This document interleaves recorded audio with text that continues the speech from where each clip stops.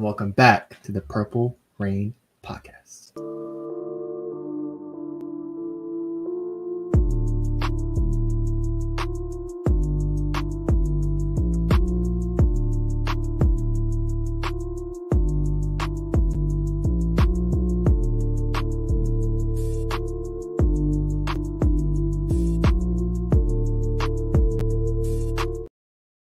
Welcome back, episode 180 of the Purple Rain Podcast. The Crockett Gilmore episode, Miles Boykin episode, Brandon Stokely, Lee Vickers, and the Isaiah Likely episode of the Purple Rain Podcast. But thank you for coming through, episode 180. How are you doing on this lovely Monday before anything else? I'm doing great. Like I just said before we went on the air, this is the off season of the off season. So like just literally not much at all going on. Not a whole lot of news coming out of Ravens Kingdom, but we do have a couple little, rumors getting tossed around here and there. So nonetheless, just to kind of wrap it all up, I'm excited because it feels like football is right around the corner. It's next month, so I'm excited. How are you feeling though? Feeling good. Good Monday. Just pushing through. But yeah, I'm right there with you. You're kind of taking any news you can get. I'm surprised there hasn't been more free agent signings. There's really been none because there's a good amount of quality, free agents available. So that has to be kicking up soon. But yeah, we are getting closer and closer to football season. But first and foremost, you can follow us on Instagram at the Purple Rain Podcast. You can follow this guy on Instagram, on Twitter, on Threads at Sutton Def. Yeah. Follow me on Instagram at simplyas10.prod and on Twitter at simplyas10. Most importantly, our lovely, jubbly sponsor, Manscaped. You want to get anybody you know something nice? If girl, too, you could get a bag on Manscaped. You can go in there, use code PRP, and use 20% off your whole order, and the kicker, free shipping. Can you imagine, you get Manscaped for your girl? Your girl would have to have a really good sense of humor. Say you get her the T-shirt that says your balls will thank you. Right. Wouldn't that be hilarious? Right. I don't know. Hey, I think it'd be funny, but goofy girls, all y'all fellas with goofy girls out there, go on manscaped.com, order them that shirt. I promise you'll get a good laugh out of them. 20% off with our code too, plus free international shipping. So that never hurts. Okay. So yeah, like you said, you can follow us on all those platforms. Speaking of Threads, I was actually on Threads the other day, and Ravens wide receiver Rashad Bateman is also on Threads. Really? And I was having a back and forth conversation with Mr. Bateman the other day. Yeah. We were just talking about music. We were just talking about music. I just asked him a question out the blue. I was like, hey, do you listen to this artist? That artist being Playboi Carti, one of my favorite rap artists. And he was like, yeah, for sure. And I was like, yeah, so what's your favorite song from him? And he said his favorite song, and that was one of my favorite songs as well. We kind of had a little moment up over that, and it was cool. What song? So his favorite song from Playboi Carti is Shoota featuring Lil Uzi. Yeah. Classic. So that's honestly some good insight for you, just in case you want to make another video on that. But now, what's yours? What's yours? I need to hear it now. Mine is it's a song called it's called Do That Shit. Do That Shit. Oh. Yeah. 2017 summer. I'm right there with you. You know what I'm saying? I think that whole self-titled Playboi Carti album was pretty underrated, to be honest with you. But yeah. But the point is, Threads is pretty cool. So if you want to check out Threads, you can follow both of us on there. We are both active and present on there. But yeah, welcome back to this episode of the Purple Rain Podcast, episode 180. We got to bring up whoever's in the live chat right now. We see, Simply as 10 kicking it off. Make sure you guys like the video. Like the video, guys. Helps us out a whole bunch. It's the off season of the off season, but look, we're still trucking along, giving you guys content. So if you could, if it wouldn't pain you too much, we appreciate it. Dre is in the building, says, what's up, Purple Rain gang? What's going on, Dre? We appreciate you for coming through. JD Kill Switch shouting out the episode.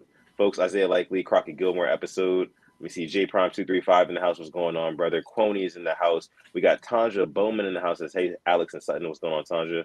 Lisa Ann is in the house as well. Says, a week from tomorrow is my birthday. Sutton, Def, and Alex, I stopped counting at 40.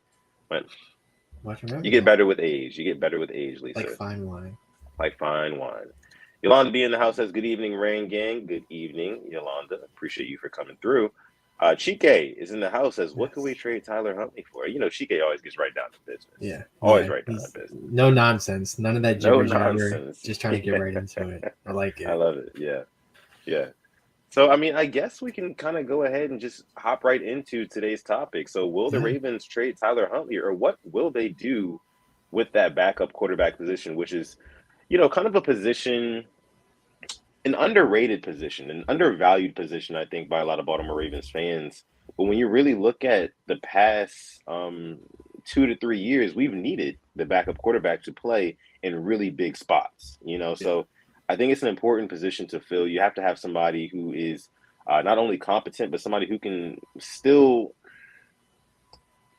who can not basically spill all the beans, and make the season go to a waste. You know what I mean? Like somebody who can still get us over the hump.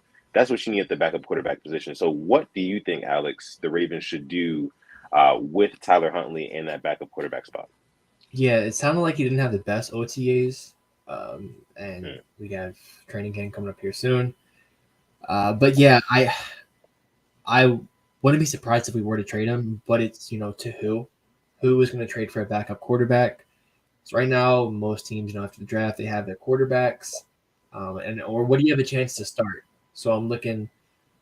I don't even know what team I'd look at for him to get traded to, but it just didn't sound like he was looking the best. And even last year, I mean, he made a couple of good throws, but he is a backup. But we have Anthony Brown behind him, and I know we have Josh Johnson, who has been on every team at this point too. I did see that some people, kind of talked about will we bring like a Teddy Bridgewater, to be behind Lamar, have a veteran behind him yeah. who can help him learn. Because last one we had behind him was either Joe or RG3, and that helped him out a lot having a veteran guy who can kind of be that mentor. Um, Yeah. that's I'm not even mad about that. I wouldn't mind it. I would love to have a solid vet guy behind him, to help calm him or just be a second pair of eyes. No, yeah, I think you bring up a really good point with what you just said there. When he had Joe Flacco and RG3, that did benefit him a lot because he learned a lot underneath those guys. And sometimes I think, especially in recent history, we've seen Lamar kind of try to play too much hero ball. And I think a lot of that comes from him, being in his own head and feeling like, hey, I have to be Superman. I have to do X, Y, and Z at all times. But having that veteran in his ear, who's on the sideline with him, can kind of coach him up and say, hey, look, in this situation, stay disciplined. This is what you need to do. Yeah. And Lamar Jackson can go out there and he can execute that. So I think that's a really good point. I would like to see, maybe like I said, Teddy Bridgewater, like you said, come into the fold in Baltimore and just kind of help Lamar and be that kind of backup. And also, I was kind of thinking about this earlier when I was driving around. I kind of don't love the idea of our backup quarterback being of the exact same style as Lamar Jackson. Mhm. Because I think that, if we're going to throw a backup quarterback in there, at least change the pace of what we're doing, to fit his skills and his talents, somebody with maybe some more pocket presence or something like that. I don't know, maybe I'm just talking here, but do you agree with that? I do. I understand why. And this offense now is with Greg Roman's offenses, there was always a mobile quarterback, whether it be Colin Kaepernick, a Tyrod Taylor, or Lamar Jackson. With Todd Monken, Jameis Winston, Baker Mayfield, Lamar Jackson. They all could. I mean, Baker could scramble, but he wasn't run first. So could Jameis Winston. He wasn't run first. Um, Lamar can scramble and he can, get out anything. Those two guys can. So I think it definitely would benefit bringing a different type of quarterback in. I'm right behind you on that. I like that a lot. Yeah, yeah. Let me see what some of you guys are saying here in the chat. Lisa says Snoop goes bye bye. Maybe we do trade him. You never know. Like as training camp starts, Preseason. preseasons, people start getting to these joint practices. A lot of GMs are gonna, take a sit back and they're gonna look at what they have on their roster, and some of them are gonna say like, "Hey, look, maybe we do need to assess the quarterback market right now and see who else is out there who we can bring in to kind of bolster our team." So that is something to look out for. I think within the next month and a half or Yeah. so. But let's see what else you guys are saying here. Shike follows up his question by saying, I don't think they will trade Huntley. He's a game manager and he's not LJ. Huntley doesn't start for any team in the league. Or wait, are you Right. saying I So don't he think doesn't they think they'll will? trade him. Okay. Okay, yeah, And okay. I mean, that's a good point. I'm trying to think of teams that like maybe would trade for a quarterback. I know they have their quarterback of the franchise, but he's recovering. If Colt McCoy isn't looking good, hypothetically speaking, maybe the Cardinals say, "Do you want like a 7th-round pick for him?" I mean, I know they're not going to be in the playoff contention, but uh, I can't really think of other teams that really would trade for him. Texans got their guy, Panthers got their guy, um, Colts, Titans. Not really many quarterback needy teams right now. Yeah, yeah. But as we know, I mean, things change so fast in Yeah. this league. Anything can happen, and then all of a sudden, maybe teams do need a quarterback. I mean, you made an interesting point about Arizona there. Let's see. Theopin of the Fourth says, "Hey, what's up, Purple Rain Gang? What's going on, bro? There you go. Appreciate you for coming through. Make sure you guys like this video, subscribe to the channel if you are new. We'd appreciate that so much." Yes. Let me see. Chike says he won't start for any team in the NFL. Yeah. Yeah. Unless something drastic were to happen, then Right. yeah, I can understand that. Tanja Bowman says Teddy Bridgewater gets hurt every team he goes to, like in the second game. That would be a waste of money. Good point. I mean, he came in for the Dolphins, and then he got hurt, and then Skylar Thompson was playing? I mean, Skylar Thompson was starting their playoff game because Bridgewater and Tua were both out. So that's a really good point. Yeah. And I mean, what are we thinking about Anthony Brown in the mix of all this right now? I didn't hate what I saw from him, but at the same time, I mean, he came in the Steelers game through like 3 or 4 passes. He started the Bengals game. That was we lost, but he's like a practice squad guy at best, honestly. That's in terms of arm talent. Who do you think is better, Huntley or Anthony Brown?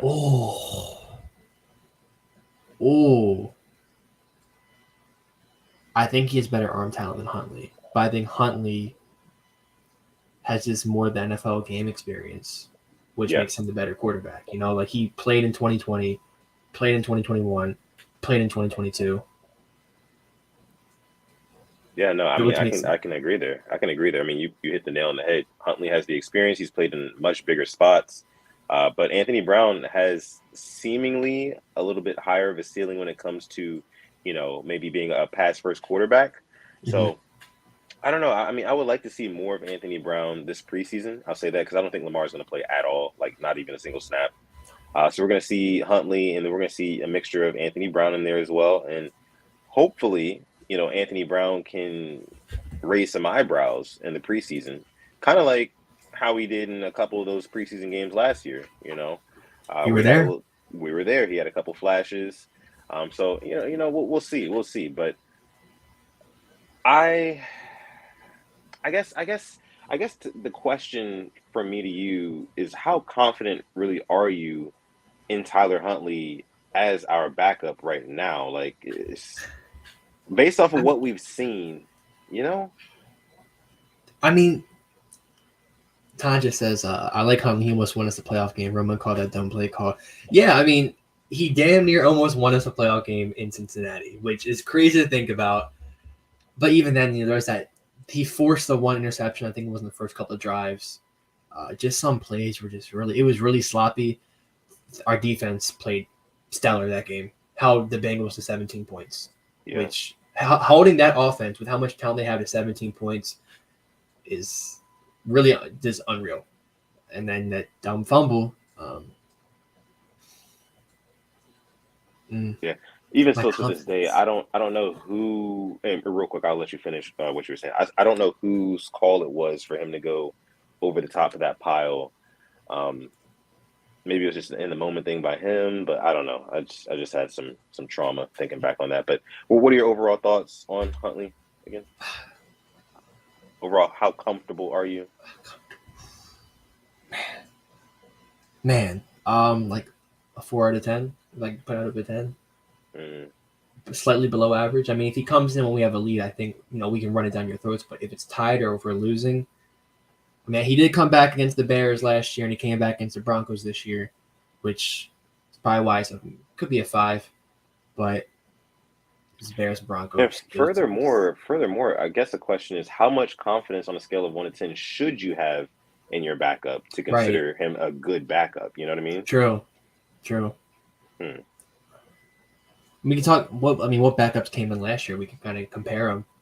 Um, there's Mike White from the Jets. He came in. Yeah. I thought Skylar Thompson did pretty well for the Dolphins in that playoff game. I think they probably deserved to beat the Bills that game. I thought they were the better team, but the Bills just were healthier and had more firepower. You could say Brock Purdy. Mr. Irrelevant came in, and if he doesn't have to get that surgery, who knows? They could have been in the Super Bowl. Yeah. Let me see. Jeremiah here says a 7 is what, your backup quarterback should be and how comfortable you are with him and to consider him a good backup. I think that 7, I go 6. I would go 6 too. Yeah, I would bump it down just 1 and go 6 because a 7 is like, okay, this guy should probably be starting somewhere, but a 6 is like that sweet spot where it's like, you don't expect too much out of him, but you do expect him to be able to win maybe 3 out of 5 games. Yeah, so depending on your defense. Yeah. Sports Illustrated put together a top 10 backup quarterbacks, and Huntley came in at number 8 for the top. Yeah, he went 2-2 as a starter. So, here's who they have above him as a backup: Sam Darnold from the Niners, Cooper Rush, Jameis Winston, Heineke, Gardner Minshew, Jacoby Brissett, and Andy Dalton. Did you say Cooper Rush? Yes. Is Cooper Rush really better than Tyler Huntley? I think he's undefeated as a star. I know he beat the Rams last year. I'm pretty sure. Their reasoning. Yeah. So I want to know. Yeah, he completed 58% of his passes with 1,051 yards, 5 touchdowns, and 3 interceptions. He won 4 of his 5 starts last year with the Cowboys. Cooper Rush. Heineke above Huntley is kind of something I don't think I can get behind. I like Heineke, but are we just living through the 2020 playoff game against the Buccaneers? And that scramble for the touchdown? Yeah. Probably. Yeah. Probably. I like Heineke just as much as the next guy, but he's got a hard ceiling. And I think he has hit that before. Living Legend says Cooper Rush was serviceable last year. In that Dallas offense, their offensive line is back on the upswing. They got all sorts of talent at wide receiver. I thought that Tony Pollard has been explosive the past couple of seasons. He was last year, season before that as well. I don't know if it takes too much to be good, as a plug-and-play quarterback in that Dallas offense. Now, situationally, of course, the Cowboys aren't always good, and that's why they don't, necessarily make deep playoff runs. But, I don't know, man. It's kind of hard to gauge these backup quarterbacks. Now that we're talking about it, since there's so limited, experience for all of them. And Gardner Minshew at 3? He went 0-2 when filling in for Jalen Hurts. Granted, they did put up a fight against the Cowboys. Yeah, I really think that fumble on the goal line really hurt Tyler Huntley's stock. It did. I think it really did. Because, the Ravens were really knocking at the door. Because that happened in the fourth quarter, didn't it? I think late third, like early. Fourth. Yeah, I thought it was like maybe 10 minutes left in the fourth or something like that. But yeah, I can only imagine how different things might have been if he would have scored there and we would have won that game. But can I play devil's advocate real quick? Sure. What if he scores there and then the Ravens are like, well, Huntley has the same amount of playoff wins as Lamar. Why should we pay him? Yeah. If that were if that means if us losing that game means we get Lamar for the contract, I'll take the heartbreak. I'll take it. That's a good point. Because if we win that would make me sick. If we won Right. that game, we might still be in that same situation with Lamar right now at this very Right. moment. With the whole And the tone franchise of this tag. podcast will be totally different. Josh Jacobs hasn't signed his. I don't think Evan Ingram has signed his. Yeah. We could have been right there with them. Yeah, you're right. You're right. In hindsight, it was probably for the best. It's probably for the best. We probably would have gotten slaughtered against the Chiefs, I'll be honest. We weren't keeping up with them. Yeah. No. And I don't think Lamar would have, just came back magically because it was kind of like a week-to-week thing. Remember? We were like kind of holding our breath like, oh, is he going to play? Is he going to play in the playoff game? No, he's not going to play. Maybe if we win this one, he'll play the next one. It was one of those sort of things. But, yeah. Jeremiah says that's a sick hypothetical. I'm sorry. I had to be devil's advocate real quick. No, that was a good one. I like that. Make sure you guys like the video, subscribe if you are new watching. Listen, guys, there's not too much Ravens news to cover right now. There is one more thing I wanted to touch on, but right now, while we touch on that, I want you guys to put your questions down in the chat so we can get to those right after. So, Alex, I was reading a couple articles today on the Baltimore Ravens, as I normally do. And kind of the talk of the town right now is, will they bring in the Ravens? That is a free agent edge rusher. We were talking about it. I think in one of the last previous episodes, who are they going to bring back? And Justin Houston is obviously kind of like the biggest name for most of us right now. There's been rumors. I think there's been rumors that they may pull that trigger. So. What are your thoughts on Justin Houston potentially coming back to the team and helping this defense out? It's a must. We really need it. We need the experience, the production, the leadership, because we're lacking leadership right now. It feels like not a lot of it, but it wouldn't hurt to have a guy like Justin Houston who's been everywhere, played in every game except the Super Bowl, unfortunately, on that line. Now I did see. Like a mock Bleacher Report trade. All right. I don't know if where I'm going with this, but it was the Ravens trading for Chase Young, and we give up Patrick Queen in a 4th round pick. Yeah. Yeah, I did see that. I don't think the Commanders would accept that. There's number 2 overall pick from how many years ago? I know you got to pay him, but number 2 overall. Yeah, I don't think that they would take that either. I think that they still want to see what they can get out of a Chase Young. And I think rightfully so. Chase Young is still a beast in my eyes. I think he just needs to have a full healthy season. And just I think he'll be okay. Okay. So I don't think that they would take Patrick Queen in a 4th rounder, especially with who's the guy out of Kentucky from last year? Oh, Jamin Davis. Mm-hmm. Is it? Yeah, I mean, I think they're still developing him. He had a nice rookie season, so I don't think that they would take it. And Jeremiah here says he hates that idea for us, for the Ravens. I don't really like it either. I would rather keep our guy Patrick Queen, and I'm not just, speaking off of bias. Speaking of Patrick, he posted on his Instagram story last week, like a bunch of clips, like highlights from him last season. And it just kind of reminded me of how good he is and what he brings to the table from our defense. That speed bursting through the line, and just kind of overwhelming the quarterback. Just, that's things like that are paramount on our defense, man. Like they're important pieces. Also, just the interceptions he was getting. That full extension interception he got, I think it was like week 8, week 9, something like that. And this came after he was struggling with dropping a couple of them. So, like, he's getting better, Patrick Queen is. So I would love to keep him for as long as possible. Yeah, and Cupid the God actually just kind of put it really into perspective. He said Chase Young has the same amount of career sacks as Houston had last year. His value is the same as Bowser. When you put it like that, that's a great point. That is a wonderful point. Yeah, it is. And he has to get paid too. And you know how much edge rushers are going for. That's true. So, is it a rental or is it like, do you plan to have him for the long term? It would be a rental, and you would have to really believe that he would turn it on this year. Which you might not get that type of production out of him, so it might not be worth it. So I think this is a good point brought up by Cupid the God here. Thank you, bro. We appreciate that. But going back to the highlights Patrick Queen posted, saw them same ones, and I just kind of thought about it. I was like, we really have a top 2 linebacker, and I'd say a top 12 linebacker playing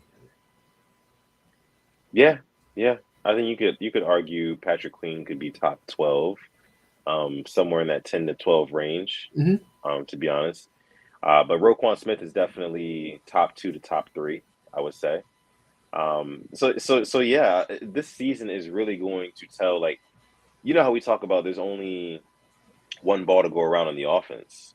There's only but so many plays that can be made on the defense. You know what I Hmm. mean? Like there's so many guys who are just playmakers on that defense. Roquan Smith, Patrick Queen, like we were just talking about the linebacking duo. We're talking about guys like Kyle Hamilton. Who late last year really showed that he can step up and be a big time playmaker on that defense. I think he's going to take a big step forward this year. Pair him along with Marcus Williams, who you know is still a hawk in that deep half of the field. Like we love that. And then it's just the edge rushers and kind of bringing it back full circle to two guys like Justin Houston and Odafe Owe and David Ajabo. That is the biggest kind of question right now. And even talking about the secondary too. I think that the secondary is not perfect, but I think it's good enough right now. I think it's good enough. The pass rush is the only place. I think you might disagree with me there, but I think the pass rush is the only place where we really, really need that help. I need another defensive back in there. I do. I was watching Brandon Stevens highlights, and I was like, he actually had a pretty good year last year. Besides the George Pickens play where he got the Allen Iverson step over, he played pretty solid. I'll be honest.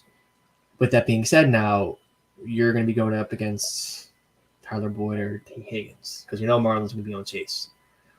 That's where the test comes. But he held his own against Gary Wilson in week 1. Was it Yeah. Brandon Stevens the one who dropped that pick? Like bobbled it a bunch of times and dropped it? That was 2 years ago against the Browns.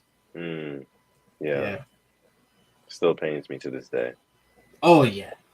Yeah, Not we gonna shouldn't lie. have lost that game. Not That's gonna maybe lie. one more I got to hurt that. Oh, gosh. But I do want to sign Houston and another defensive back. Could be Anthony Avery. I saw, that could happen. I did see those rumors as well. I did see that. How did Anthony Averett do? Not good. Oh yeah, that's what I was thinking. That's what I thought I heard. Yeah. But it's like the Raiders, like they thing with the Raiders is they'll have talent and they'll sign players, but like they just don't pan out there. It's really weird. Okay. Let's go ahead and transition into some questions we're getting from you guys here down in the chat. So if you're listening right now, drop your questions down below. If you are not watching live and you are part of the hashtag replay gang, thank you guys so much for tuning into this episode 180 of the Purple Rain podcast. We appreciate you guys for coming through. Make sure you like the video while you're here and also subscribe to the channel. If you're new, we'd appreciate it. So without any further ado, go ahead, bro.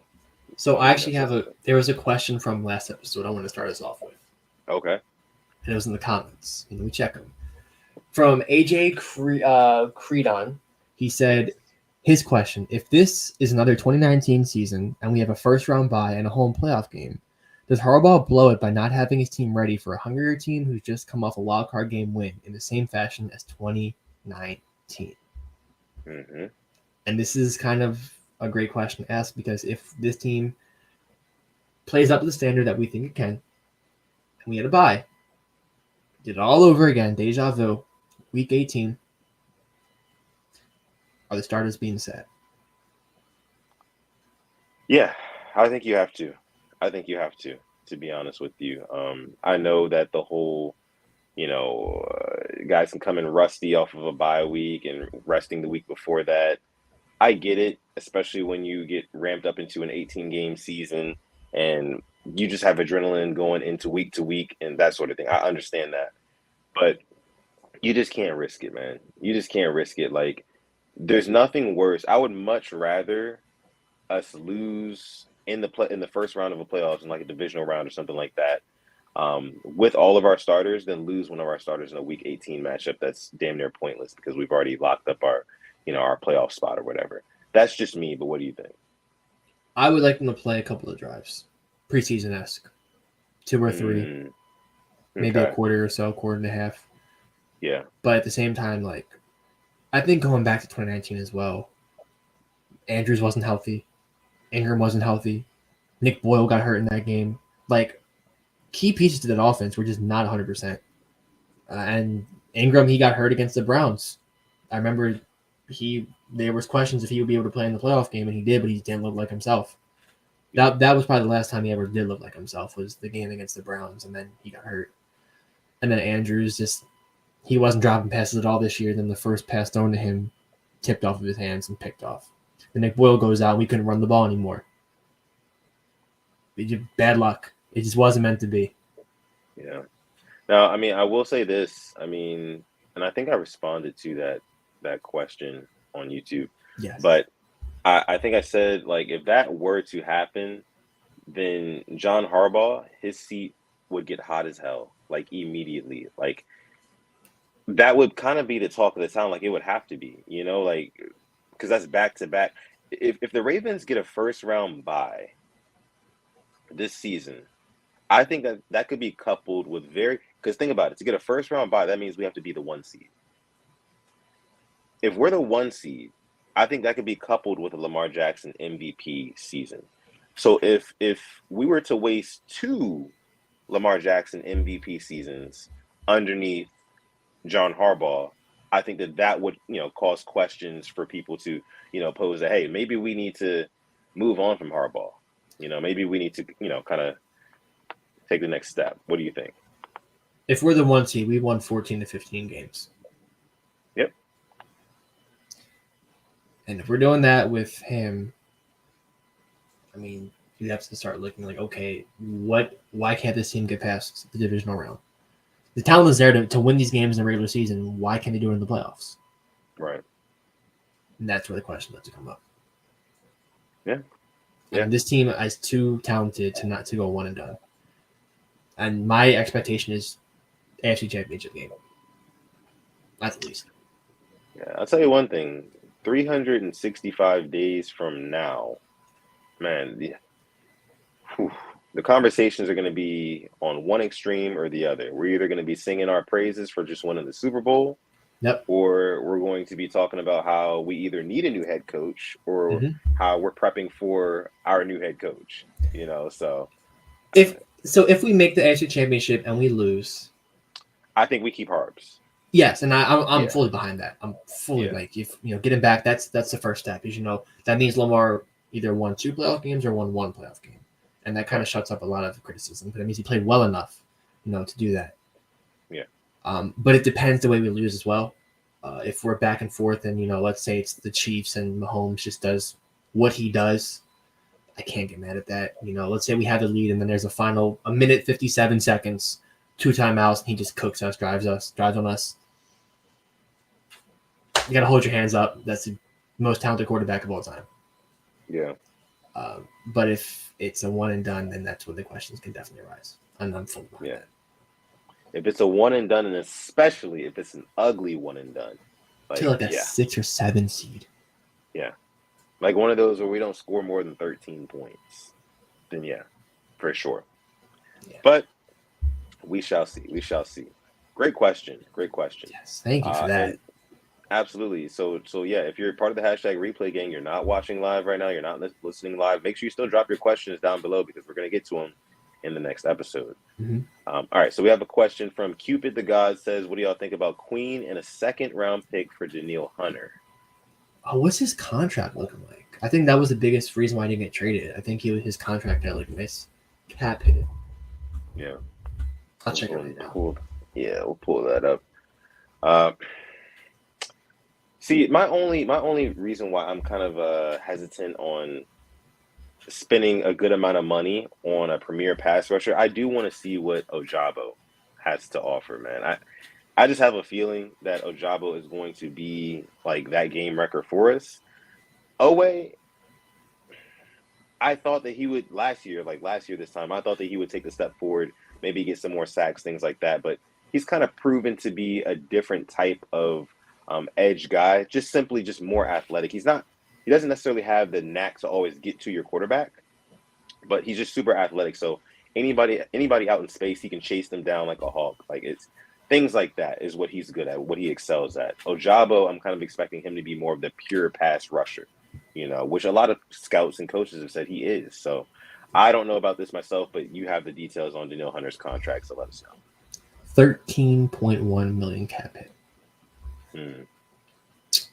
Yeah, that's definitely a no-go. Definitely a no-go. Talented player. Very talented. That cap hit throws us off. Yeah. And that's why I wanted us to go after Zadarius Smith, honestly, when he was a free agent. But he went to the Browns. Yeah, just at this point, man, like Mark says, bring Houston back, please. Mm-hmm. Just bring him back. I think he would be good. You talk about a vocal leader, although I think Roquan Smith will take over that vocal leader kind of position this year now that he's starting a whole season with the Ravens. He's been with them since last year. I think he's really going to step up in more ways than one.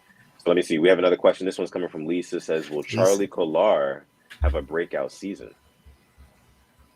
What? I mean, breakout for him will be like 5 touchdowns, I think he'll have like 1 or 2.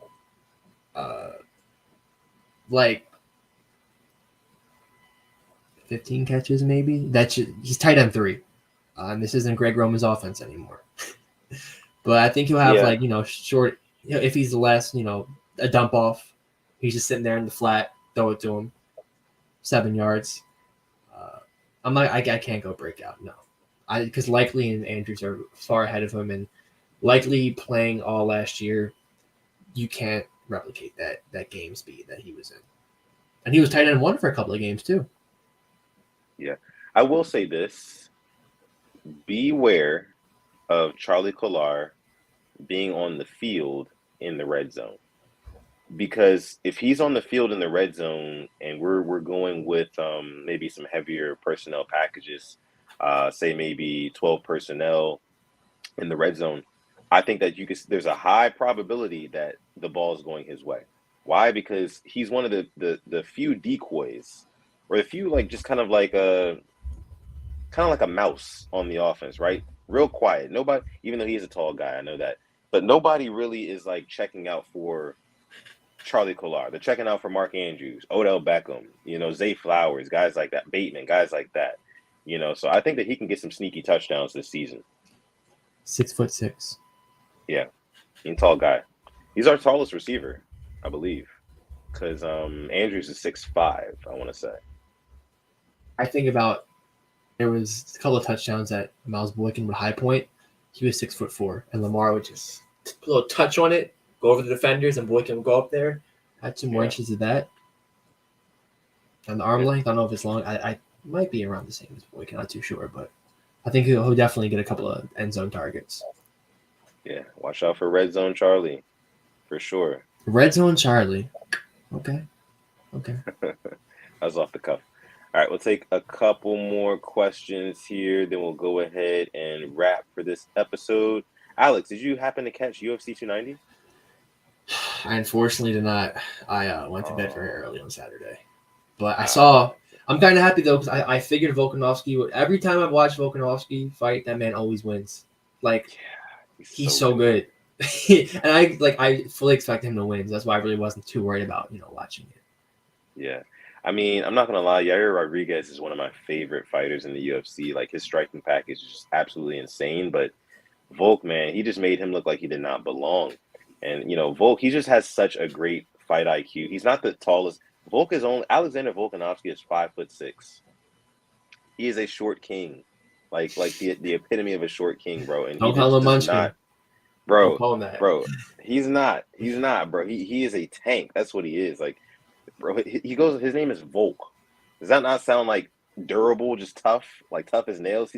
That's what he is, man. I love me some Alexander Volkanovski. I'm waiting for the rematch with him and Islam Makhachev. I think he can beat him. I really do. But yeah, good fights on Saturday. Now this Saturday I'm watching on the undercard, on the prelims, Tucker Lutz is fighting. He's actually from around my area. So nice. Yeah, so he actually lost his past 2 fights. But I'm gonna watch him. I'm rooting for him because local guy. He literally trains where he trains was right next to where I used to work in high school. So kind of cool. So I'm support him there. So I'll probably be watching that. So I will have that for next week. Okay. Nice. We do have a super chat donation. This one Oh, coming from Chike, making it rain with the Chike. 2-piece in the chat here on episode 180 of the Purple Rain Oh, podcast. Thank you so much, Chike. It's a successful season for the New York Jets this season. Yeah, a lot of people are hyping up the Jets, obviously because of Aaron Rodgers. There's a lot of hype around them. Hard Knocks might be out there in New York for the Jets. So I don't really know. I honestly think that the AFC East I think it's a really tough division. And I don't know if the Jets are necessarily ready to kind of put together a great season, like an 11, 12 win season, if that makes sense. What do you think about the Jets? I think they're going to be a wild card team, and people say, "Oh well, look at the Rams. Look what the Buccaneers did." Let's look at the Buccaneers because they had Mike Evans and Chris Godwin. Evans was like a 5-6 straight 1,000-yard receiver, still is probably. Levante David was one of the best linebackers in the league. They had talent around them. Same with the Rams. They had Cooper Kupp, who he got towards ACL the year they lost the Super Bowl. Their line damn near played in the Super Bowl. They had a lot of the players that they had on the team were playoff experience. Look at the Jets. A lot of youth. I think going to the playoffs and maybe winning a game, successful. And the next year, kind of taking the next step. But Now, yeah. I was just going to say, if you want to see a good matchup and some good football and like a chess match, watch the first matchup between the Jets and the Patriots this season. Watch that first matchup because historically, Bill Belichick's Patriots have pretty much owned the Jets, right? So with the addition of Aaron Rodgers, Aaron Rodgers doesn't get owned. He does the owning. You know what I mean? So yeah, I still own you. what? Yeah. Yeah. What team in that division is he going to quote unquote own? I don't know if it's going to be the Patriots. Right. With Belichick's And prowess, and then Josh Allen and the Dolphins are good. I mean, it's like the Dolphins, getting Jalen Ramsey. I mean, traded for Bradley Chubb last year. They're stacked. Got Jalen Phillips, Javon Holland, Xavier Howard. They have a really good defense. Christian Wilkins.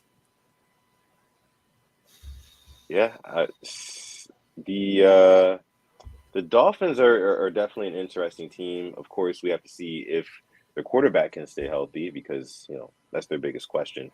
But Chike says here that game between the Jets and the Patriots is going to be week 3.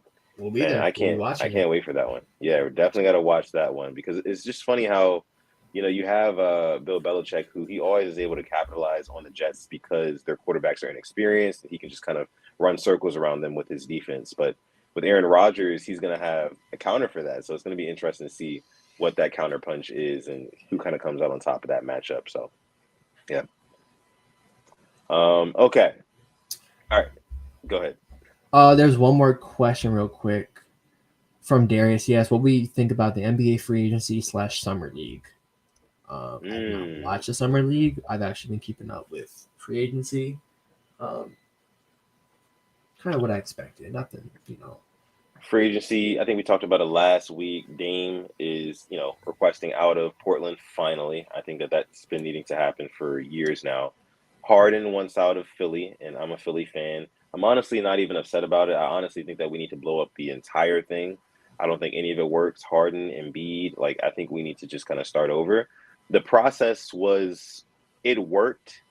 It just didn't get us, it didn't get us a championship, right? So I don't mind starting the process over and kind of retooling, Do you think Doc Rivers should have been gone sooner? That's a good question. I would say no. To be honest with you, I feel like a lot of coaches in the NBA really do get a bad rap. Because the NBA, it really comes down, basketball just in general, it's so star dominant. You only have 5 people on your team playing at one time, So you have 1 or 2 really, really good players. I don't care who you have at coach. If those guys know the game and they're actually good at team basketball, they can make something work, So I don't know. I feel like they just need a better tandem of superstars. Embiid doesn't necessarily work for me because he's not as dominant of a center as he should be. Kind of wants to play like a guard sometimes, like most bigs do nowadays. But yeah, I just think that they need to kind of start it over with the process in Philly. Oh. Now, as for the summer league, I haven't watched any games like in their entirety, but I have been kind of following the whole Victor Wembanyama thing. His first game, he had 9 points, kind of underwhelming, kind of a dud. He literally said after the game, he said, "I didn't even know what I was doing out there." And then the second game, which was last night, he drops 27 points, 12 rebounds, 3 or 4 blocks. So, you know, everybody, the hype train is back off to the races with Yeah. Wembanyama. But I think that with Wemby, I think he'll be good, but not necessarily as great as people think he's going to be in the NBA. Because yes, he's tall. By the way, he did get dunked on already in that first summer league game. I don't know if you guys saw that highlight, but I just think the guys in the league at the top level, they're going to be able to defend him, especially if he tries to be out on the perimeter. It's the reason why guys like Patrick Beverly, Chris Paul, shorter guys, they can guard guys like Kevin Durant out on the wing. Because they're shorter, they're more athletic, they're quicker. So we'll see how he does, but I think he has some promise. I think he's got crazy length. So the block shots, the defensive presence alone is going to be cool to see. It's funny you mentioned Pat Bev because I wanted him back with Chicago because he played like only 15 games last year, but his impact was crazy and he goes to the Sixers. So yeah, Pat Bev is a guy you hate playing against, but when he's on your team, damn, you love him. You're not going against them. Yeah. All right. So we're going to go ahead and leave it there for the questions in this episode of the Purple Rain Podcast, episode 180. Thank you guys so much for coming through to this episode. Make sure you like the video before you get out of here and subscribe to the channel as well if you're new and you enjoyed what you just consumed. We'd appreciate that. You can follow us on Twitter or Instagram. Well, just on Instagram for now, at the Purple Rain Podcast. You can follow me on Twitter or Instagram or Threads at Sutton Def. You can follow this guy over here on Twitter at SimplyAs10. Or on Instagram at simplyas10.prod and also on Threads at simplyas10.prod. Yeah, whatever your Instagram is your thread. Yep. I just post random Raven stuff, honestly. Thread's weird. It is. Like, sometimes I see people that I follow, then there's a time it's like nobody I follow. It's really it is kind of weird. I mean, I'm kind of enjoying it so far, though. I'm not going to lie. It's a nice little change of pace. Something new. Exactly. It is. Yeah. So... but last but not least, make sure you go on manscaped.com, get yourself some cool products from them, and use our code PRP to save yourself 20% off, plus free international shipping on all sorts of cool stuff like the Beard Hedger, the Lawnmower 4.0. They got t-shirts, they got travel bags, whatever you want, you name it. You can go on manscaped.com and you can get 20% off, plus free international shipping by using our code PRP. Again, thank you guys so much for coming out to this episode of the Purple Rain Podcast. And with that being said, I'm going to let my guy Alex take us out. Well, I'm about to go watch the home run derby today. The Orioles' own Adley Rutschman is going to be in it. Daddy Adley is what we like to call him. Hopefully he wins it. I did not bet on him because he is plus 2,000. He is the long shot to win it. I don't think he will, but I'm still going to watch it. Love the home run derby. But as always, hope you guys – well, thank you for coming through to episode 180. 48 minutes on really the dead season is pretty crazy. But thank you all for coming through episode 180 of the Purple Rain Podcast. And as always, stay positive, test negative. And never, ever, ever forget, even on the rainiest of days, to call God. This has been episode 180 of the Purple Rain Podcast. We're going to catch you guys in the next one. Peace.